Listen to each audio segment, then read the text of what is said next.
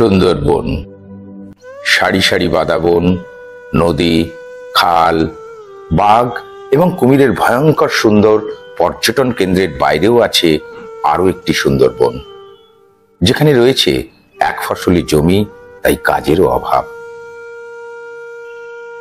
এরই সঙ্গে রয়েছে নদী ভাঙন, ঘূর্ণিঝড়ের তাণ্ডব, প্রাকৃতিক বিপর্যয়, রুটি রুজির খোঁজে তাই বাড়ির কর্মক্ষম পুরুষেরাও ঘর ছাড়া পরিযায়ী। এখানে রয়ে যাওয়া মানুষ, বিশেষ করে মহিলাদের দিন কাটে তাই চরম আর্থিক সংকটে। এক সময়ে নদীতে মিন ধরে কিছু আয় হতো, কিন্তু মিনের অভাব এবং নোনা জলে মেয়েদের ক্ষতিকর রোগ ব্যাধি সে সুযোগ প্রায় নষ্ট করে দিয়েছে। তাহলে উপায়? সরকারি দান ধ্যানে কোনো রকমে টিকে থাকা, নাকি নিজেদের মেধা ও দক্ষতাকে ব্যবহার করে আয়ের সুযোগ তৈরি করা? স্থানীয় সম্পদের ব্যবহার করে নিজেদের দক্ষতায় গড়ে তোলা যায় আয়ের উৎস, স্থানীয় ছোট ছোট উদ্যোগ।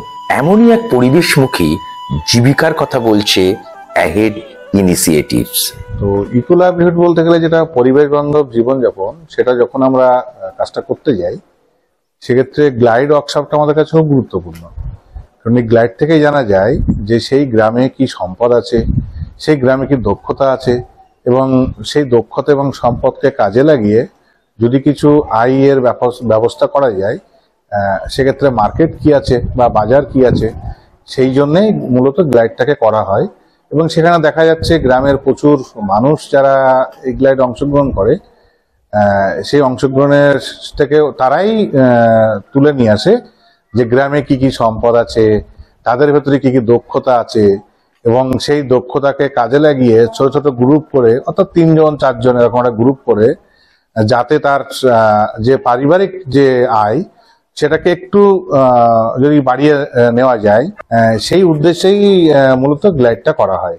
তাহলে আমরা বলেছিলাম কি যে ব্যবসা করতে গেলে কি কি দরকার, তো আপনারা অনেক কিছুই বলেছিলেন। তার মধ্যে থেকে আমরা 4টে মূল জিনিস সেটা লিখেছিলাম: দক্ষতা, বাজার, কাঁচামাল, অর্থ। এই 4টে জিনিস মানে আমরা খুঁজবো কোথায় পাওয়া যায় সেটা। তো তাতে কি দেখা গেল, দক্ষতা নিয়ে দেখা গেল যে 45 রকমের দক্ষতা আমাদের নিজেদের মধ্যেই আছে। তাহলে ব্যবসার জন্য দক্ষতা অভাব নেই, প্রচুর দক্ষতা আছে। খুবই ভালো উদ্যোগ, কিন্তু শুধু কর্মশালা হলো নাকি মাঠে নেমে কাজও হলো? এখন অব্দি আমাদের 3টে গ্রামে গ্লাইড ওয়ার্কশপ হয়ে গিয়েছে। সেখানে 7টি দলগতভাবে তারা 7টি দল হয়েছে। তারা প্রথমত কদবেল সত্ত্ব, ডালের বড়ির একটা দক্ষতা ছিল, তো সেই জন্য কিছু গ্রুপ ডালের বড়ি দিয়ে তারা আয় রোজগার করছে, এবং কিছু গ্রুপ দেশি ধানের মুড়ি তারা তৈরি করবে এবং গ্রামেই তারা বিক্রি করবে। 2-1টা গ্রুপ আছে যারা কিনা সবজি চাষ সেইখানে বাজারে বা গ্রামে বিক্রি করে তারা যেন আয় রোজগারটা করতে পারে, সেটাও বাছা হয়েছে। চলুন এবার তাহলে উদ্যোগীদের সঙ্গে কথা বলা যাক, দেখি তারা কি করছে। আমি গত নভেম্বর মাসে আমাদের পুকুরিয়া এসএসকে স্কুলে একটা প্রশিক্ষণ পেয়েছিলাম। তবে প্রশিক্ষণটা নেওয়ার পরে সমস্ত আমার দিদিদের বললাম যে এরকম একটা সুযোগ আছে, গ্রুপ করলে বা এরকম কোনো প্রোডাক্ট যদি আমরা নিজেরা বানাতে পারি, বিক্রয় করতে পারি, তার উপরে আমাদের কিছু অর্থ চলে আসবে। তখন প্রশিক্ষণটা যখনই পেয়েছি তখন খুব একটা ফসলের মাঝামাঝি সময়, সেটা হলো কদবেল সত্ত্ব। 800 থেকে 900 টাকার মতো বেল একেই আমি ওনাদের কাছ থেকে আটকে পয়সা দিয়ে এসেছি।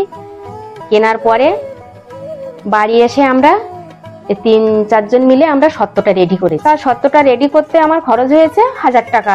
কদবেলগুলো সমস্তই পেয়েছি, তার থেকে কদবেল উঠে এসেছে আমাকে 6 লিট 3 কেজি।